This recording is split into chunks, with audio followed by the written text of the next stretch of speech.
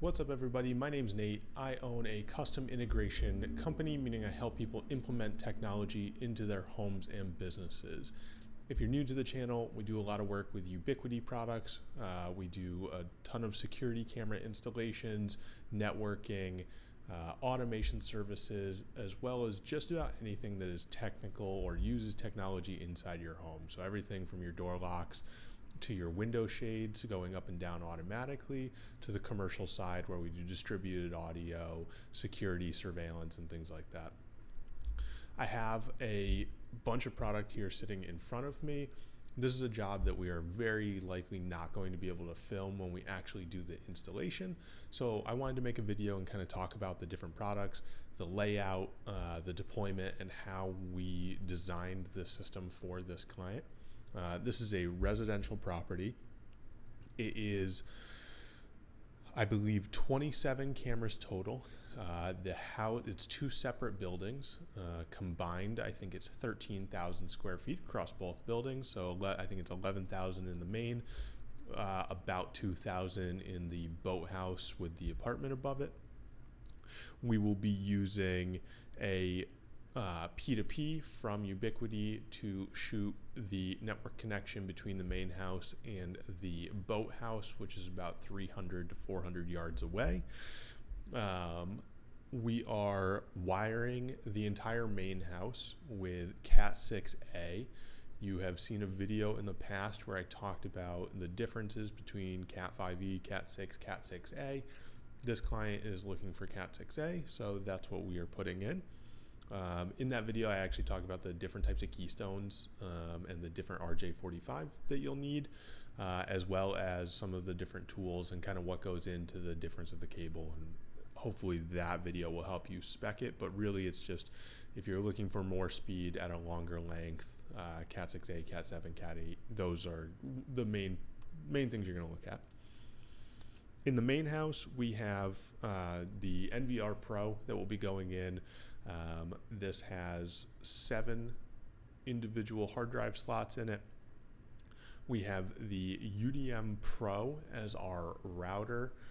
We are not using the hard drive slot in this because the NVR Pro is obviously there. We have a 48 port switch. So these 3 pieces of product will all be in the main rack, in the main house, I guess we'll call it. That rack will also have an APC battery backup in it, as well as some audio components that we're doing in this house as well. We have 2 different patch panels for it, as well as a couple shelves that'll go in there for some miscellaneous things like the modem from the ISP and various other audio equipment that the client already has. In the secondary, in the boathouse, we'll have a second switch cabinet, which is the same one that you see us install all of the time. It is a fairly inexpensive Tech Mojo right off Amazon. The link is in the description as always. Just a small 6U switch cabinet that's going to go out there, which is going to house this smaller switch that you see up top here. That will take the input from the P2P system, and that will push the power out to a couple access points that we'll have out there, as well as the remaining cameras on that side, to make sure that there is Wi-Fi in the exterior, so outside, as well as the inside of the actual apartment and boathouse, and the whole thing's protected. As far as the camera goes, or the different types of cameras that we're using, we are doing, the majority of them are going to be the G5 Pro. This is a all-metal unibody camera. It has the same traditional mount as the G4 or the regular G5. It does screw directly on. It is PoE. The main difference you'll notice, it does have a Type-C port directly below it, which is for what they call the G5 Pro Enhancer. This is actually the first time we're going to use these. I've never played with them previously, but what it does is it enhances the IR capability as well as has a ring light directly above it. So in theory, you're going to have a better night vision shot when this is on. It does just slot right in. I was very impressed with how well it lines up, and then it just screws directly on. I'll put a close-up clip of these so that you can kind of see it. I'll be sure to report back after we use it so that you guys can see how well it works. And like I said, I'll try and get some video while we're doing it. We have a few of the AI 360 cam. Again, I'll get a close-up of this so you guys can see it. This has full pan tilt zoom, controllable from the Protect software.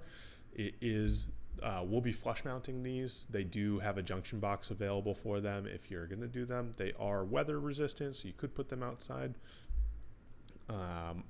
Again, another camera that I have not played around with or done. I talked to a couple different people who have used them, and they were really impressed with it. The client was looking for this specifically in an area that we wanted to cover a lot of space, but we didn't want to put in a lot of cameras, so it seemed like a really good application to go with.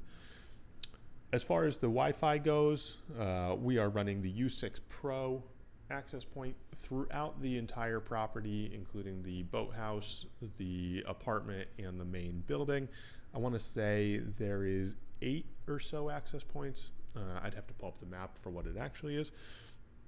We do have, this was supposed to be the U6IW. You've seen me talk about them in videos past. We love them. We use them all the time. There's a couple different spots. Specifically, there is a indoor pool at the house that there's just no way the attic doesn't run above it. There's no basement below it. Obviously, it's a pool. So I just can't get a line into the ceiling space because it's vaulted and it's directly on the roof line. So in a scenario like that, we'll wall mount an access point, and we typically use the U6IW. However, they are completely out of stock. I'm not sure if they're end of life or not, so we ended up going with the U7. The main difference that we've seen so far is there is no longer a switch on the bottom. It was just your main PoE in. So we will play with that and then make sure to let everyone know. The reason all the equipment is out at the actual showroom here is we like to pre-deploy everything. So what we do is we set everything up. We use our own internet to create the account for our customer in Unify. We manage all of our clients' Unify accounts. So we go in and we adopt everything prior to being on site. So once we're on site, all we have to do is plug them in and rename the individual cameras or the individual access points with whatever labeling scheme we go with on site. Just saves time. You make sure it avoids any type of warranty issues. So if you happen to have a defective out of the box or anything like that, you can make sure it's dealt with before you're on site with the client. If you do these kind of things for yourself and it's just for your own home, obviously it doesn't matter as much. You can take your time with it. For us, we always try and make sure we're as efficient as possible. And when we have a down day and there's no job to be done, it helps fill the time up while we're in the actual shop in the showroom here to work on pre-deploying and getting everything squared away and ready to go. A couple of the other products, so these will all get patched in.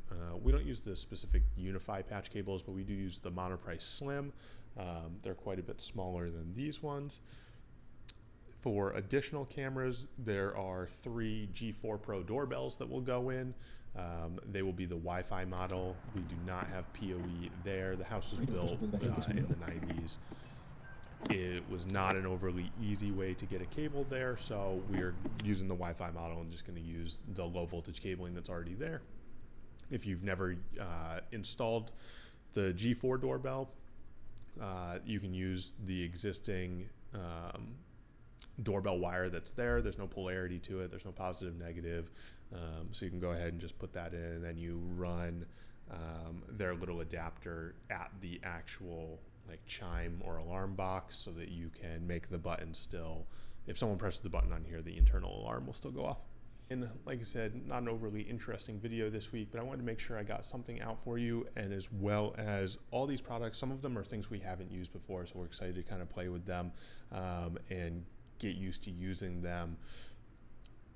If you're interested in more of the pre-deployment side of things, on the next one, maybe we'll do a screen recording of the actual setup and run through. A lot of it's just software updates and things like that. But if you're more interested on the management side of the Unify site, let us know in the comments and we'll make sure that we record that. As always, anything that we talked about or any tools, video, product that you see in the video is always linked down in the description below. If you are interested in kind of starting to create your own smart home, I do have a guide available in the description. And if you're interested in hiring us to help deploy, help design, or anything to do with your unified network, our contact info is in the description. Please don't hesitate to reach out.